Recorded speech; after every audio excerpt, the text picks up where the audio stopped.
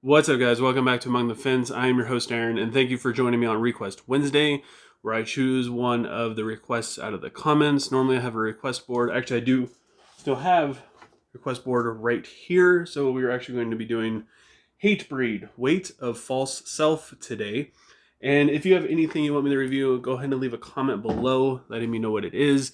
And I could put it on the request board, but you probably won't see it. But I will let you know if I do plan on getting around to it, and eventually I will have the request board up, and yeah, we'll get you squared away. Hatebreed is a heavy hardcore band from Connecticut. They started about 1994.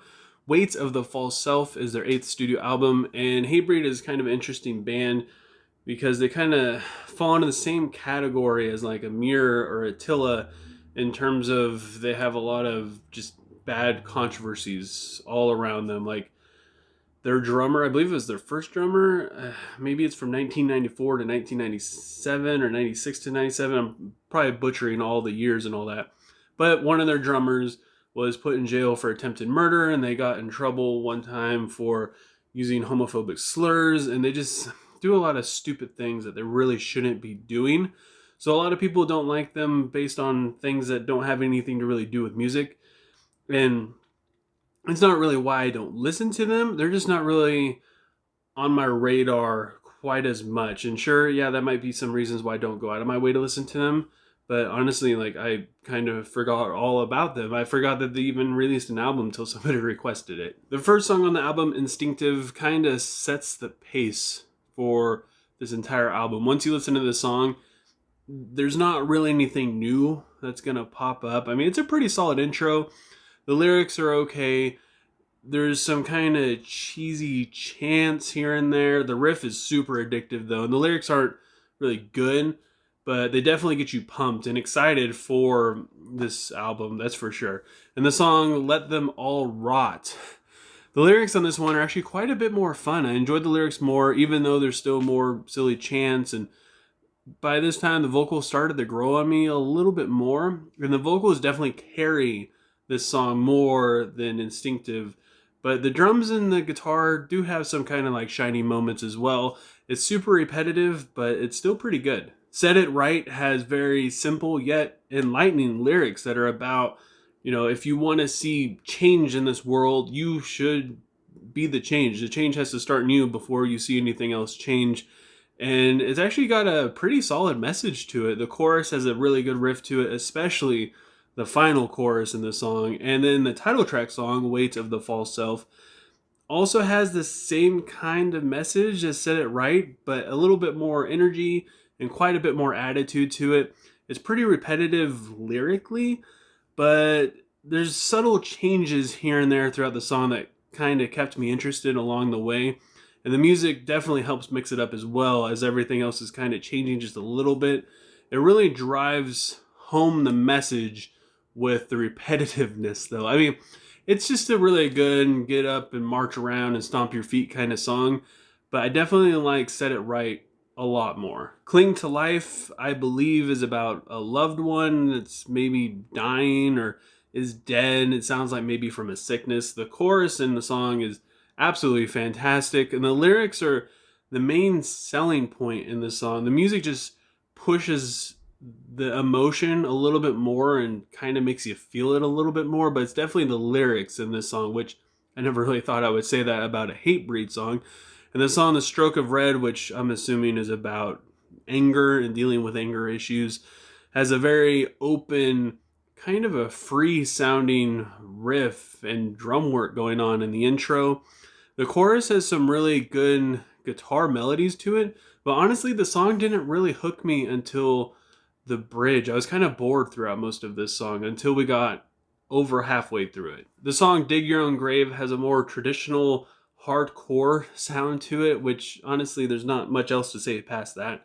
The drums are pretty sick, but because they stand out more in terms of the playing and just they have a more shining moment in this song, you kind of notice that they have a weird tone to them. Like halfway through this album, you don't really notice how weird the tone is until you get to Dig Your Way Out.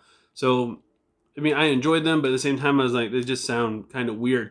And then the song The Herd Will Scatter, it kind of sounds like a mashup of all the songs I've heard before. Like it's a cool song, it sounds good, but it just isn't really that memorable, at least not until the end. When you get to the outro, there's like this freaking badass galloping riff going on and everything's amped up, and then finally you're like, yes, this is good, and then it's over.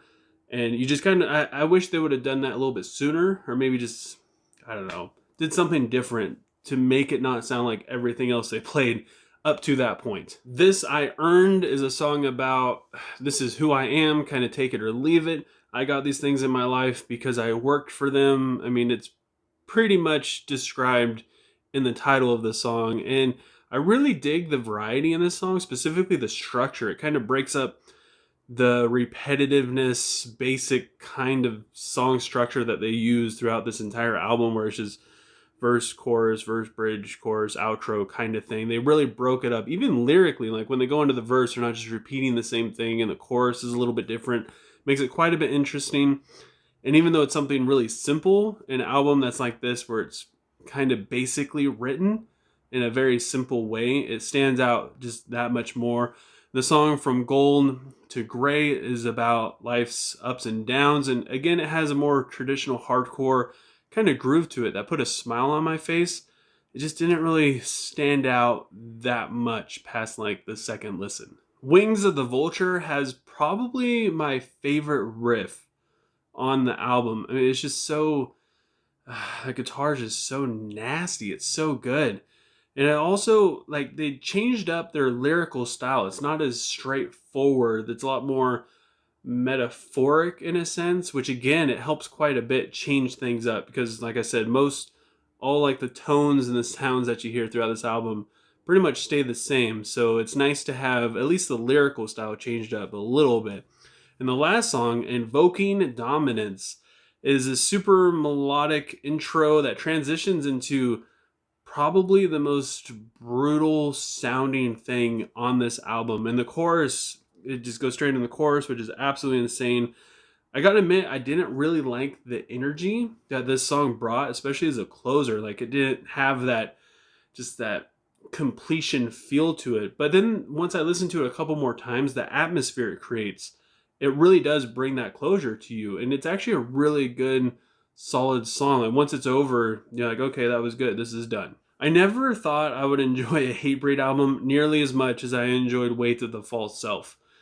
I mean, it has its ups and downs, but the first half of this album is pretty dang solid. I gotta admit, like, I enjoyed it quite a bit. Even when I was listening to this while I was playing video games, I was getting into it. It wasn't something that was easily ignored. It grabs your attention and holds on to it. But it does fall apart in the last half of this album. It loses its charm. It loses its aggression. It becomes kind of old. Even though they do break up things a little bit by changing like the lyrical style and the songwriting, like I said. But that's also like the problem with this album, is it's very repetitive, and not even like in itself, but in the songs themselves. The songs are just so repetitive, especially the self-titled song. I mean, it's just so, it doesn't change itself at all. Like, it does a little bit, but not really enough to keep you hooked, especially for a title track song. I was looking forward to it, and I was kind of sad when I listened to it. Every time I listened to it again after that, I was just not really that into it. And the vocals become pretty tiring after a while. They don't really change that much. The guitar tone, drum tone sticks out and becomes weirder and weirder the more you listen to it. So the first time you listen to this album, it's pretty dang good, but the more you listen to it, the more you start to notice these little things that you just don't like, or at least that I didn't like. And like I said, if you listen to Instinctive, it basically sets the tone of this album, and that's a very literal thing.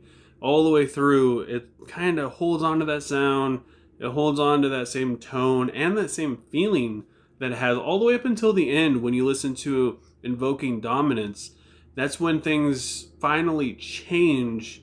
And I feel like it should have changed a little bit before that. Like, they become a little bit more serious in that song. And like I said, it's a great closer. It's kind of like watching a finale at like a fireworks show. It gets really big and intense, and you're like, is this really the end? Oh my gosh, it's so big. It's not like it's not like hitting a climax and going down. It actually ends at the climax.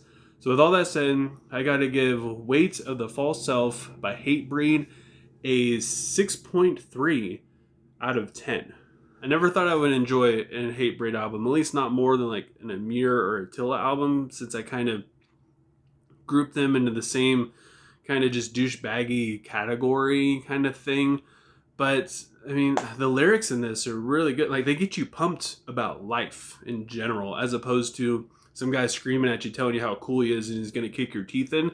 This is an album that's just really uplifting in kind of a silly, chanty, repetitive kind of way. And it just works. At least for me, it did. So if you haven't listened to this yet, go ahead and give it a listen, at least a few of the songs that I talked about, and leave a comment below letting me know what you thought and what you would rate it. And if you happen to like what you see here, or you leave a request, don't forget to subscribe and ring the bell icon. That way you don't miss out on any future reviews, especially if you leave a request, so you won't miss out on your requested review. It makes me feel good about myself and help support my channel. And you can feel good too, because, you know, it just feels good to help support other people, I guess. And with all that said, I hope you guys all have a good rest of your day or night, whenever you happen to be watching this. And I will talk to you guys next time. I was